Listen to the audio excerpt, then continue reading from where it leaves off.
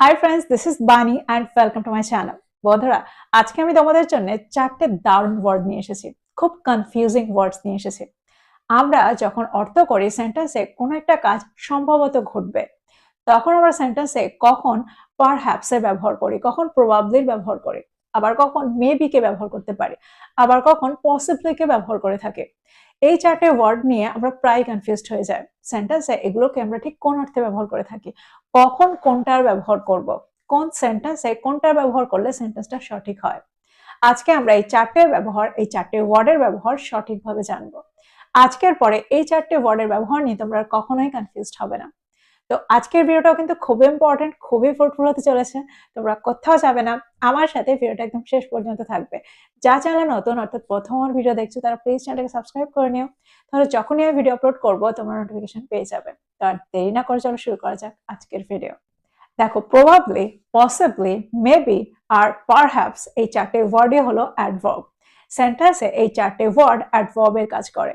আর এই ওয়ার্ডগুলোর অর্থ হলো সম্ভবত, কিছু ঘটনা ঘটার সম্ভাবনা আছে, এরকম অর্থে আমরা সেন্টেন্সে এই চারটে ওয়ার্ডকে ব্যবহার করি। But they differ in degree of certainty and formality. অর্থাৎ এই ওয়ার্ডগুলোকে আমরা আলাদা করে, এই ওয়ার্ডগুলোকে আমরা পার্থক্য করি সার্টেনটি বোঝাতে। কোনো ওয়ার্ডকে আমরা সেন্টেন্সে ব্যবহার করি হাই প্রবাবিলিটি শো করতে, আবার কোনো ওয়ার্ড সেন্টেন্সে লো প্রবাবিলিটি শো করে, আবার কোনো ওয়ার্ড এখানে মোর ফর্মাল, আবার কোনো ওয়ার্ড এখানে লেস ফর্মাল। তো এগুলোর উপর ভিত্তি করে আমরা সেন্টেন্সে এই ওয়ার্ডগুলোকে ব্যবহার করি। দেখো, এই ওয়ার্ডগুলোকে আমরা সেন্টেন্সে একই রকম স্ট্রাকচারে ব্যবহার করি না, আমরা আলাদা আলাদা স্ট্রাকচারে এই ওয়ার্ডগুলোকে ব্যবহার করে থাকি। সেন্টেন্স দেখো, তোমরা আরো ভালো করে বুঝতে পারবে। সবার আগে আমরা প্রবাবলির ব্যবহার দেখব। দেখো, প্রবাবলি এই ওয়ার্ডটার অর্থ হলো সম্ভবত বা সম্ভাবনা আছে, কোনো কিছু কোনো একটা ঘটনা ঘটার সম্ভাবনা রয়েছে, এরকম অর্থে আমরা সেন্টেন্সে প্রবাবলি ব্যবহার করে থাকি। দেখো, সেন্টেন্সে স্পিকার যখন প্রচন্ড কনফিডেন্ট থাকে তখন আমরা সেন্টেন্সে এই ওয়ার্ডটাকে ব্যবহার করি। দ্যাট মিনস আমরা সেন্টেন্সে হাই প্রবাবিলিটি বোঝাতে এই ওয়ার্ডটাকে ব্যবহার করে থাকি। যখন প্রবাবিলিটি 90% শো করি তখন আমরা সেন্টেন্সে এই ওয়ার্ডটাকে ব্যবহার করে থাকি। দ্যাট মিনস সম্ভাবনা প্রচন্ড বেশি। এক্সাম্পল দেখো, যদি আমি বলি তারা সম্ভবত আজ আসবে, they will probably come today, they will probably come today. একটা এক্সাম্পল দেখো, যদি আমি বলি সন্ধ্যায় সম্ভবত বৃষ্টি হবে, it will probably rain in the evening, it will probably rain in the evening. সেন্টেন্সটাকে খুব ভালো করে লক্ষ্য করো। দেখো, এখানে আমরা প্রবাবলিকে কখন ব্যবহার করেছি? দেখো, এখানে আমরা অক্সিলারি ভার্বের পরে প্রবাবলিকে ব্যবহার করেছি মেন ভার্বের আগে। তো সেন্টেন্সে যখন আমরা প্রবাবলিকে ব্যবহার করি তখন স্ট্রাকচারটা এমনই থাকে, অর্থাৎ আমরা সবসময় অক্সিলারি ভার্বের পরে প্রবাবলিকে ব্যবহার করে থাকি। যদি আমি বলি এটা সম্ভবত সঠিক উত্তর, this is probably the right answer, this is probably the right answer. একটা এক্সাম্পল দেখো, যদি আমি বলি তারা সম্ভবত রাজি হবে না, they will probably not agree, they will probably not agree. একটা এক্সাম্পল দেখো, যদি আমি বলি সে সম্ভবত অফিস থেকে বেরিয়ে গেছে। দেখো, বেরিয়ে গেছে এটা আমরা পারফেক্ট টেন্সের স্ট্রাকচার বোঝাচ্ছি। তো সেন্টেন্সটা কি হবে? She has probably left the office, she has probably left the office। একটা এক্সাম্পল দেখো, যদি আমি বলি সে সম্ভবত এখন ঘুমাচ্ছে, she is probably sleeping now, she is probably sleeping now। সে সম্ভবত এখন পড়াশোনা করছে, he is probably studying now। তো তোমরা বুঝতে পারলে সেন্টেন্সে আমরা প্রবাবলিকে কোন অর্থে ব্যবহার করছি। দেখো, এখানে প্রত্যেকটা সেন্টেন্সে আমরা অর্থ করতে চাইছি সম্ভাবনা বেশি, অর্থাৎ এটা সে সম্ভবত এখন করছে। অর্থাৎ আমি এখানে অর্থ করতে চাইছি আমি ব্যাপারটা নিয়ে বেশ কনফিডেন্ট, অর্থাৎ আমি জানি এই কাজটা হচ্ছে বা এই কাজটা হয়তো বা সম্ভবত ঘটবে। এবার আমরা দেখবো এর পরের ওয়ার্ডটা হলো পসিবলি। দেখো, সেন্টেন্সে সম্ভবত বা সম্ভাবনা আছে, হয়তো, এরকম অর্থে আমরা সেন্টেন্সে এই ওয়ার্ডটাকে ব্যবহার করে থাকি।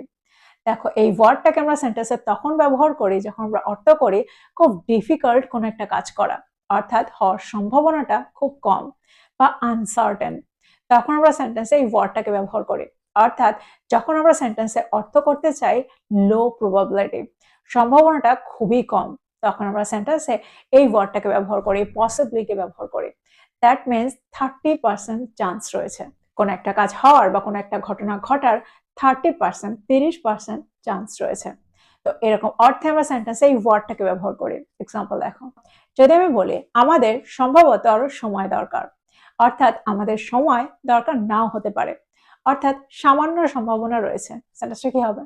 We possibly need more time. We possibly need more time. দেখো সেন্টেন্সটাকে ভালো করে লক্ষ্য করলে তোমরা দেখবে সেন্টেন্সে আমরা সাবজেক্টের ঠিক পরে পসিবলিকে ব্যবহার করেছি আর মেন ভার্বের আগে ব্যবহার করেছি। দেখো এই সেন্টেন্সে কোনো অক্সিলারি ভার্ব নেই, আর ঠিক সেই কারণে স্ট্রাকচারটা এমন হয়েছে। কিন্তু যদি অক্সিলারি ভার্ব থাকে তাহলে আমরা অক্সিলারি ভার্বের পরে এই ওয়ার্ডটাকে ব্যবহার করব।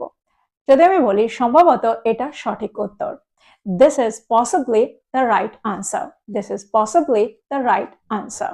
দেখো সেন্টেন্সে আমরা ক্যান বা কুড এর পরেও এই ওয়ার্ডটাকে ব্যবহার করতে পারি, অর্থাৎ সেন্টেন্সে প্রায় তোমরা দেখবে ক্যান বা কুড এর পরে পসিবলি কে ব্যবহার হতে। যদি আমি বলি আমরা সম্ভবত সমস্যাটা উপেক্ষা করতে পারবো না, we can't possibly ignore the problem. We can't possibly ignore the problem. দেখো এখানে আমরা কান্ট ক্যানট এর পরে এই ওয়ার্ডটাকে ব্যবহার করলাম, পসিবলি কে ব্যবহার করলাম। যদি আমি বলি আমি আজ এটা হয়তো শেষ করতে পারবো না, সেন্টেন্সটা কি হবে? I can't possibly finish this today. I can't possibly finish this today. দেখো এখানে আমরা কান্ট এর পরেই পসিবলি কে ব্যবহার করেছি। আরেকটা এক্সাম্পল দেখো, যদি আমি বলি সে সম্ভবত প্রস্তাবটাতে না বলতে পারবে না, সে সম্ভবত এই প্রস্তাবটাতে না বলতে পারবে না। She can't possibly say no to this offer. She can't possibly say no to this offer.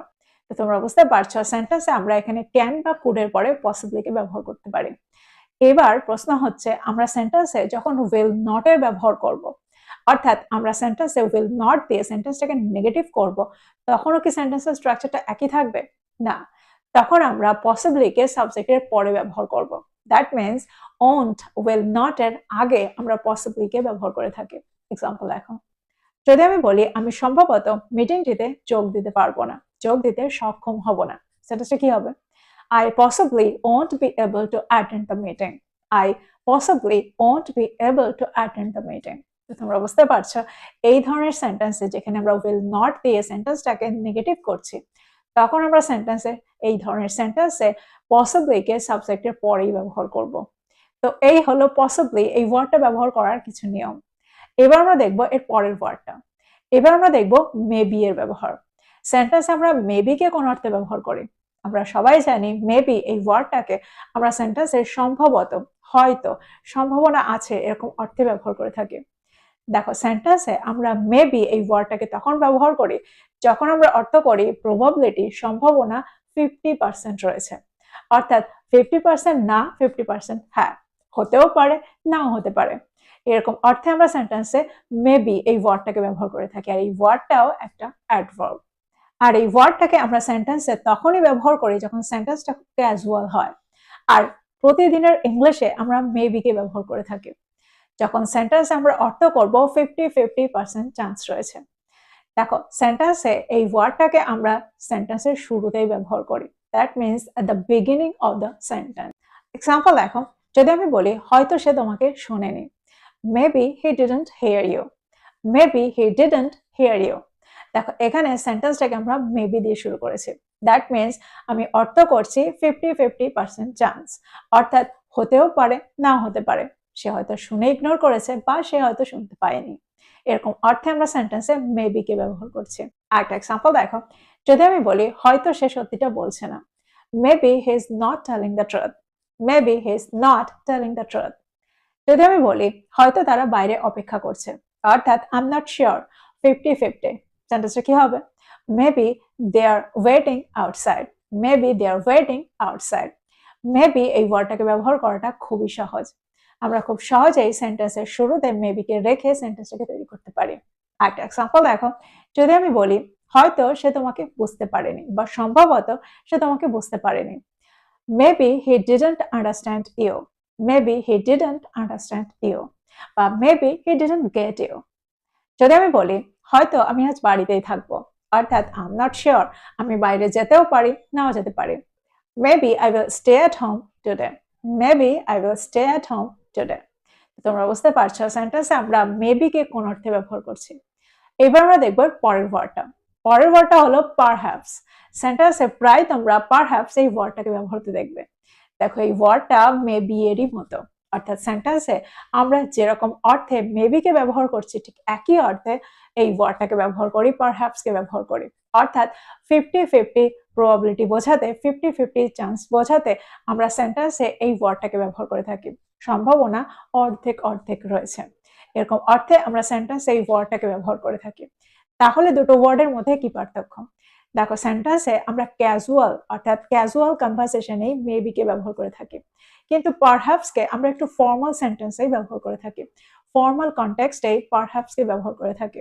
Example দেখো, যদি আমি বলি সম্ভবত সে তোমার ফোনের জন্য অপেক্ষা করছে, perhaps he is waiting for your call, perhaps he is waiting for your call.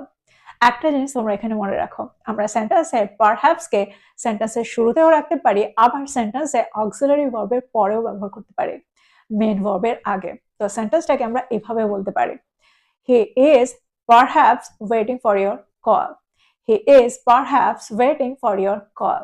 একটা এক্সাম্পল দেখো, যদি আমি বলি সম্ভবত সে তার মন বদলে ফেলবে, perhaps she will change her mind, perhaps she will change her mind. আমরা এটা বলতে পারি she will perhaps change her mind. একটা এক্সাম্পল দেখো, যদি আমি বলি সম্ভবত এটা একটা ভুল ছিল, perhaps it was a mistake, perhaps it was a mistake। বা আমরা এটাও বলতে পারি it was perhaps a mistake। তো এই হলো perhaps এর ব্যবহার। আমার মনে হয় তোমরা perhaps কেও বুঝতে পারলে, আর এটাও বুঝতে পারলে সেন্টেন্স এই চারটে ওয়ার্ডের মধ্যে কি পার্থক্য।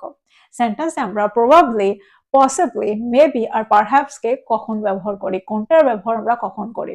তো আজকের পরে এই ওয়ার্ডগুলোর ব্যবহার নিয়ে আমার মনে হয় তোমাদের কোনো রকম কনফিউশন হবে না।